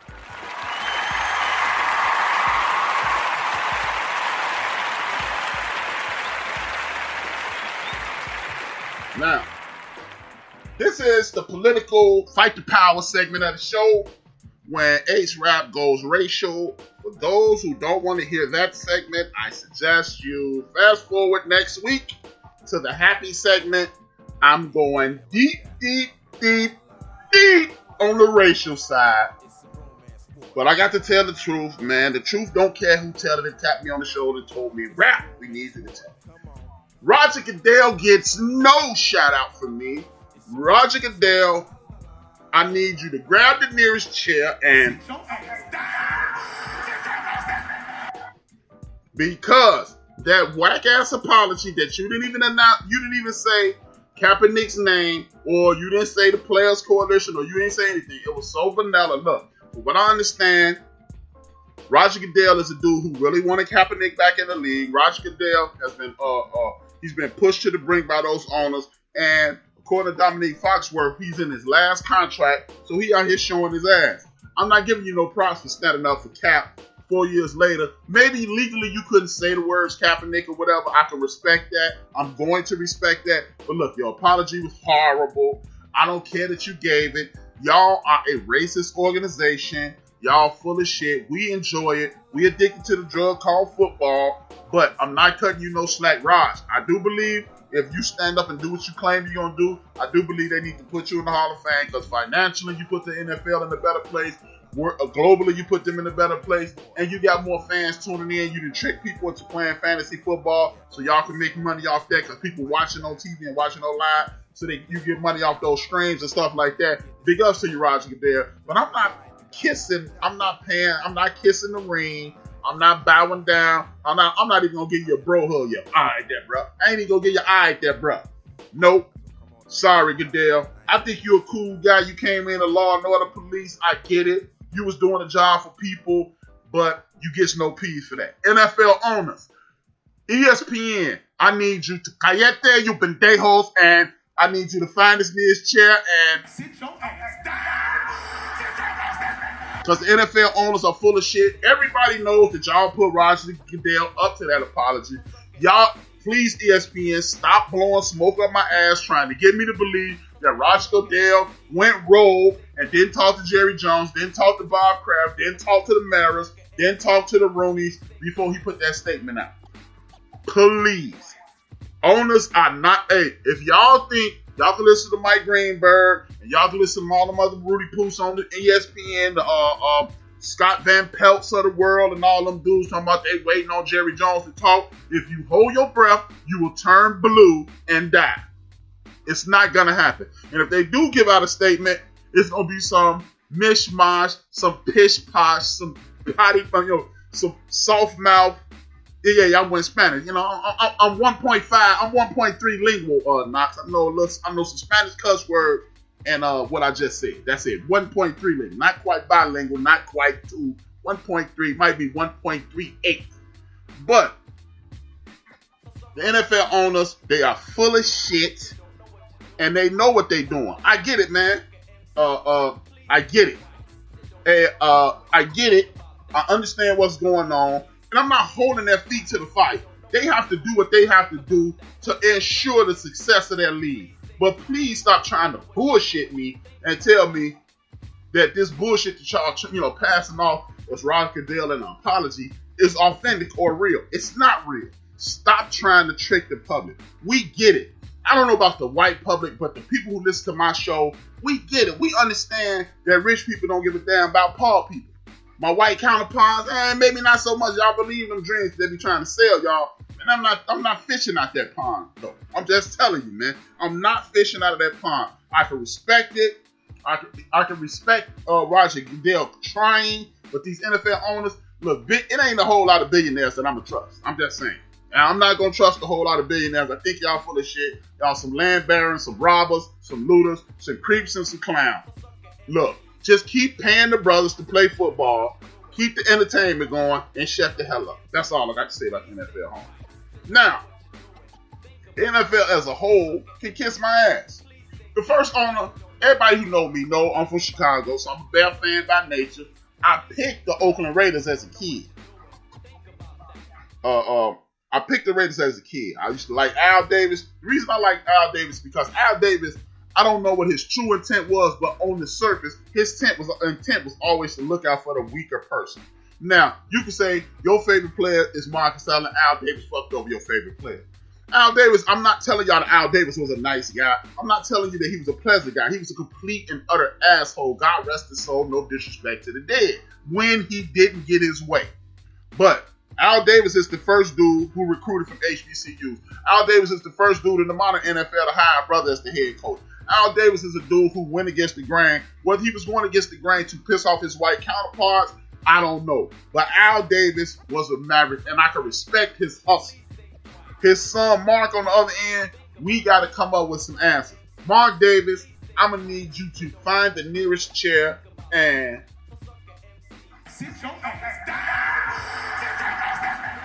for you to come up with this nonsense about coming up with answers. Wrong, wrong, wrong, wrong. Wrong, wrong, wrong, wrong. You're wrong, you're wrong, you're wrong. And if you thought the End of the Bench podcast, because we're Raider Nation, was going to let you slide. Just so very many ways for me to say this to you.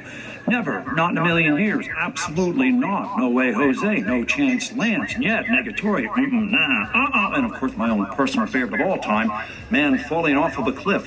No! Because there ain't no way in hell, cuz. You know what? I'm Raider Nation, but I'm Soul Brother first. I'm a Soul Brother before I'm anything, man. I'm a Soul Brother before I'm anything, and I'm rolling with my team. My team looks like we got brown skin and we got afro. We part of the Black Panther Party for self-defense. I'm not rolling with Raider Nation before I roll with my nation. Because I was born in my nation. I chose Raider Nation. I have to stop being a Raider. I can't stop being a fan of my community. But at the end of the day, look, these owners of these teams, I'm having fun right now, but these owners of these NFL teams can kiss my ass. Y'all disrespected this young brother Colin Kaepernick. Y'all allowed this president to commandeer his message and turn it into some bullshit about soldiers and flags. This dude gave a damn about his community, and he risked his career to speak up for something. I'm not finna tell these young 22, 23, 25-year-old men to walk off their job and leave hundreds of thousands and leave millions of dollars on the table, coming from the same communities I come from. I refuse to do that. I would love it if they did, but I will never ask them to do something like that, please. I understand the people that do. I'm not knocking you if you do, but just like all of us are fans from coast to coast, all 32 teams, all these players, we love it. But these team owners, y'all can miss me with this. I'm sorry. My brothers and sisters have been getting their ass whooped. My pops, myself, my son, my grandfather, my grandmother has been at the tyranny of these cops. I have personal situations. I am a direct blood relative of one Nathaniel Turner. So people hunting down folks is I'm genetically predisposed to not like the fucking police. So when you ruin this man's dream. You shame him in front of the world, and you get legions and legions of white folks to buy into it. All you NFL owners can kiss my ass. I'm not trying to hear that shit. Please. And then you got jackasses like Jake Fromm coming out talking about they should make it illegal for poor people and make it only legal for rich and affluent people to get guns. You know what? They should make it illegal for busters to get in the NFL. Yo, scrub butt popcorn ass arm. When you throw the ball, it look like a boot flying in the air. You don't need to be able to do shit in the National Football League. Now, when people was talking about, I'm going to get on him next, but people talking about dropping balls with Drew Brees, I'm not going to tell them to do that. But when y'all see this bum Jake Fromm out there, half-ass run the route on that play. Get him the fuck out of there. He shouldn't have been drafted in the first place. Back to the topic at hand. The NFL is full of shit, man. Roger Goodell come out. There wouldn't be no NFL if it wasn't for the brothers. You goddamn right. Because don't nobody want to see Todd and Billy running their damn routes. Don't nobody want to see Stanton and Clifford and some of them old goof Biff do this shit. We do this shit at the highest level with supreme grace, supreme agility, and insane intelligence. You continue to knock us down and disregard us and continue to attempt to pivot and make it about something that it is not. I'm tired of it. You will never hear your man HRap come on here and say they need to treat us right. What we need to do is treat us right and turn our ass to their faces and invite them. I'm not asking the National Football League for nothing. I'm not asking for no coaches. I don't think no more brothers need to be coaches. You know what I think the brothers need to do in the National Football League? People like Brian Cox, people like Joey Porter, people like Leslie Frazier, and others who've been busting their ass in the trenches, becoming great coaches, position coaches, and coordinators. Learn as much as you can for the National Football League. And again, take your ass down to them HBCUs, teach them boys, become the next Eddie Robinson, become the next Big House Games, become the next legendary college football coach, and stop asking. You have a means already. And then they got to come see you. Because you know what? When you my age again, I'll be 50 in August. I know who the fuck Leslie Frazier is. If I had a grandson or a son or a nephew or a little cousin whose mama these recruiters coming. And if I went over my sister or my aunt or my cousin's house and saw Leslie Frazier, Mike Singletary, Joey Porter, or one of those dudes, one of them brothers that's begging to get a coaching job, if they was in that front room, girl, sit him with him.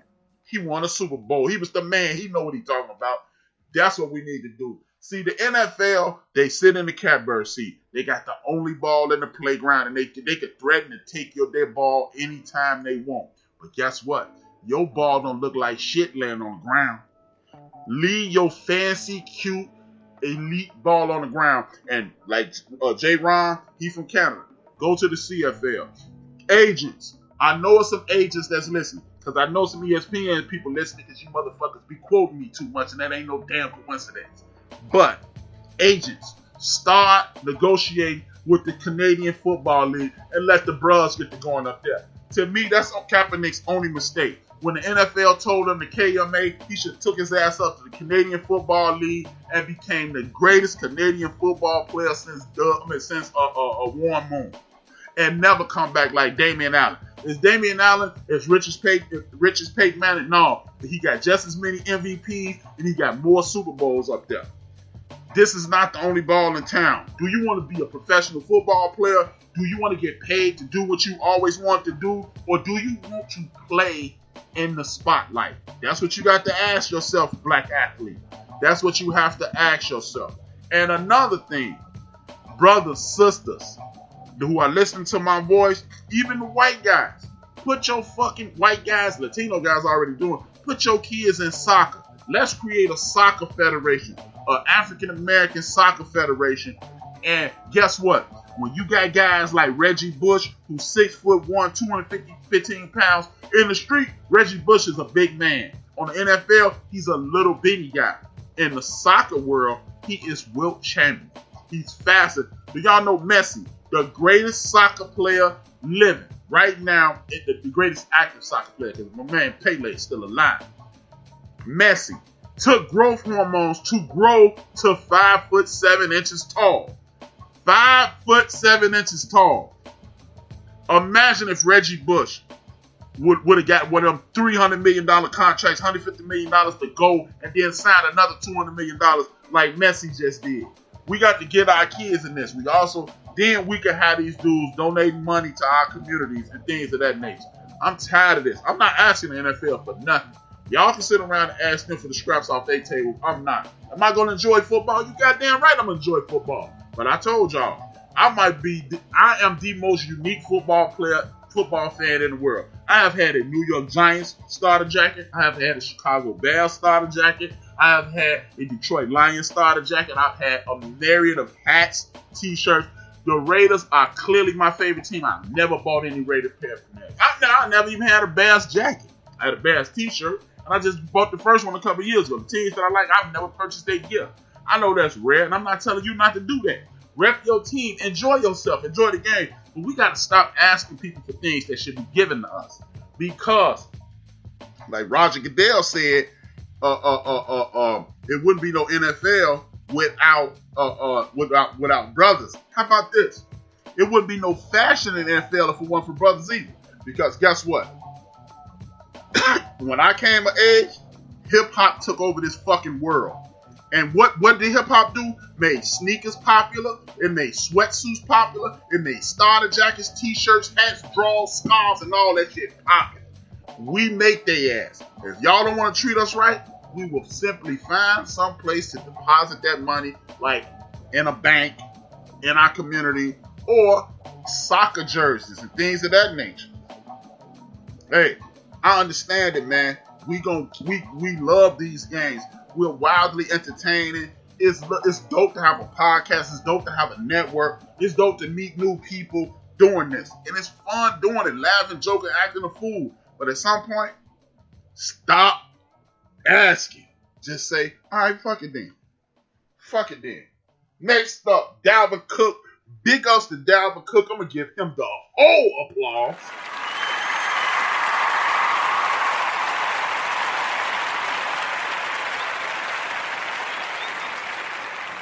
For waiting to the most opportune time to say, I ain't playing if y'all don't give me a raise. Dalvin Cook is going to make $1 million. That is poop butt league money.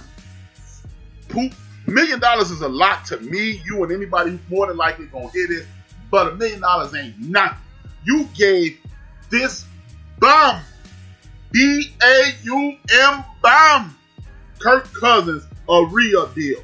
And you ain't paid Dalvin Cook. Dalvin Cook is clearly the best player on that team. I don't want to hear this nonsense. Best player besides the quarterback. No disrespect, Booger McFarland. Mad love for you. But that's some bullshit. He the best player on the team. No, he not. Kirk Cousins would stink all to be damned. When Dalvin Cook is not playing, RC is in the chat room. He can confirm this. When Dalvin Cook is not playing, Kirk Cousins looks 30% retarded on the damn football field. He is the linchpin of that offense. If you don't believe me, the offensive coordinator got fired because he didn't run Dalvin Cook enough. Man lost his job for not giving Dalvin Cook a ball. He even made it easy for him. Can I get some reasonable money? I don't need Ezekiel Elliott money. I don't need Le'Veon Bell money. But can a brother get a $40 million guarantee over 4 years? That's all he asking for, man. Oh, he had an injury. Kirk Cousins had an injury too at birth. It was called being a scrub. He's full-blown scrub. Give that man his damn money, man. Give that man his damn money. See, and y'all gonna stop this damn lie about the NFL is a passing league. Until, I said it before, I'll say it again. Until Buffalo, Miami, New England, the Jets, the Ravens, the Bengals, the Browns, the Steelers, the Titans, the Broncos, the Chiefs, the Chargers, the Giants, the Eagles, the racial slurs. For those who don't know, that's the team in Washington. The Bears, the Packers, the Bears, the Packers, and the 49ers get a dome, and the Seattle Seahawks get a dome. It's not going to be a passing league. You run to win, you throw to score. Those are the basics of football. When you have Kirk Cousins as your quarterback, or one of these mediocre ass, what's the boy name? Mitch Trubisky ass quarterbacks. If you do not run the football, they will just step back and wait on him to hit a wide open linebacker, safety, or DB. That's the way you do it. That's the only way they can look good. Everybody want to say, oh, when Diggs called out Kirk Cousins, he woke up. No. Dalvin Cook was hurt those 3 games. He came back, proceeded to rush for 1,100 yards and 13 touchdowns, and Kirk Cousins looked like the non-pedestrian quarterback he did. Just like that poop butt Tannehill and these other Rudy Poos throughout the league that's stealing from the NFL. The next week list gonna be quarterbacks that need to play with a damn corona mask on because they are stealing. But with that being said, man, look, pay the man Dalvin Cook, stop playing, and I will continue. I'm going to close it out by saying this. I have peeped the game of the National Football League. Y'all talking about giving Kaepernick his job back. What about the racism against my brother Cam Newton? Oh, we forgot about Cam Newton, didn't we? We forgot about Cam Newton. That's pure racism. Cam Newton is a flamboyant young brother who dresses outrageously, and I don't mean outrageous in a bad way. I mean outrageous meaning I'm in your face with all this craziness. But the NFL, they don't want. That's why they made that rule: stop taking your helmet off. Because if you start taking your helmet off, people start to recognize you, and you become bigger than the game. Do I want Colin Kaepernick to get a job in the National Football League? I think it would be great. But more than that, stop blackballing the brother Cam Newton. Stop telling me about some health scare and y'all that opened up the whole country. How in the hell did Tua Tagovailoa get a fucking physical and Cam Newton, one-time league MVP, coach, or ran a team straight to the Super Bowl, he can't get a doctor to go see him? You mean to tell me y'all done put $100 million in this dude's pocket, several million in endorsements, and he don't have the wherewithal to have some physician that is respected by the National Football League to come to his house or be able to fly to him so he can get a damn x-ray on his foot? Y'all already see his shoulder, but y'all can look at the video and see Tua arm good, but Cam arm may not be good. We don't know. Y'all can kiss my ass. Just like that lie that y'all was telling about Jameis. Just like, oh, but then it takes my brother Louis Riddick. Louis Riddick comes on television and tells the world, hey, bruh, I looked into the Jameis Winston get down. Half of those interceptions that he threw, it was because people didn't run the right route, quit on the route, or tipped the ball. So that takes him down to 15. He was the most sacked quarterback in the league last year, which that knocks at least, out of that 15, that knocks at least 5 of those interceptions off. So he would have had 30 touchdowns and 5 interceptions. And 11 interceptions. That's MVP conversation all day long.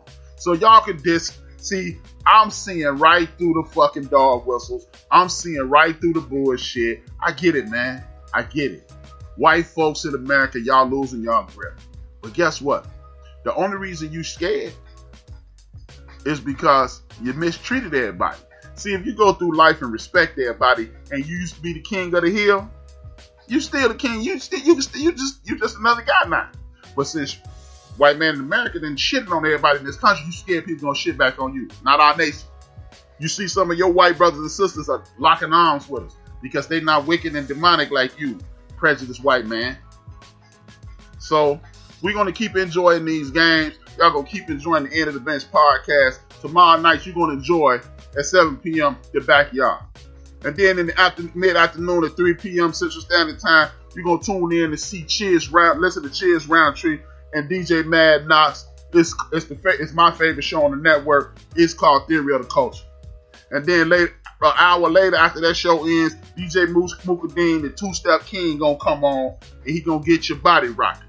And then Friday, we're going to have our brother DJ Knox. He got to fly to Europe and then fly to Africa and get back by Monday. Don't ask me how he gonna do it. Mind your own damn business. If he busy, he ain't gonna be on Friday. I think the Two-Step King of the #1 Chief Rocker Jersey Burn gonna fill in for him. Saturday afternoon, DJ Purplicious, burning it down. Music for the soul. Listen to my girl. Then you're gonna have Build and Destroy, where I destroy all these racial concepts and this deception about my community, and I'm gonna build up my brothers and sisters.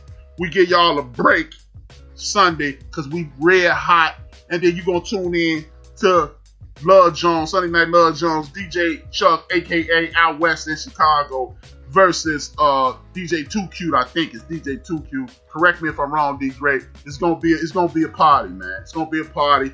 Good music, good vibe, good people.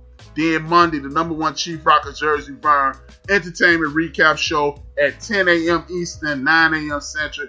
It's entertaining, bunch of laughs, bunch of information, bunch of fun. Chief always how you laugh, and he gonna give you information. He talking about everything from housewives to everything else. I need Ben for BS3. I need Jungle Brother.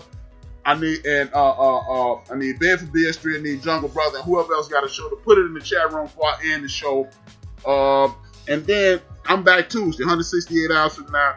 It'll be your man HRap, the end of the bench, hollering, screaming, cussing, fussing like I do every Tuesday, having a good time. The Get Down is back. I got the sound card pumping again. Your man HRap back in business. It's built for this network. Y'all already know how we get down. Y'all know how I get down. Thank each and every one of you. I'm finna stick. Tonight, New Max Radio, my girly girl, and my man, the Al Capone of the microphone, Mandela Young, coming on. Man, one of my favorite shows in podcasting. Look, the only way we gonna get through this shit is to get through it together. If you got issues with me, sucks to be you, because I'm cool as fuck. If you got issues with anybody on my network, so what? We doper than you. That's why you mad. You mad because you suck. But if you got any issues with anybody, 10 p.m. Wednesday, podcast rating show, Jungle Brothers, always a lot of fun. He already told me my rating went down, and it went down a little lower because I dissed them Knicks. I think 105 was my last rating. I'm probably going to be down to about 41 after dissing them Knicks. Good night, Miss Jungle Brother. And I want to thank, I got my man Deacon Dale coming on tomorrow. I got my man, I forgot the name of the show. I'm sorry, Deacon Dale. Put your name and time of your show on there. Follow the brother Deacon Dale. Tomorrow, Wednesday afternoon, West Coast Wednesday, D Great. We getting it cracking on here on the Black Spring side of the game. We ain't all on the same network, but we all on the same team, man. We got the rope pulling it in the same direction. It don't make a difference how you get to the end of the road, what path you take to the end of the road, as long as you get to the end of the road. Shout out to Reggie O'Shea, a.k.a. Combat Jack, a.k.a. the original Power Father, the dude who inspired me. He didn't inspire me, but he let me know I could do this. I always steal his tagline, dream those dreams and man up, a woman up, and live those dreams. Since life without dreams flows in black and white, life with dreams flows in technicolor and surround sound. 2 fingers, 1 word. It's your man HRap, and I'm out. We are built for this network, for the strong, not the weak.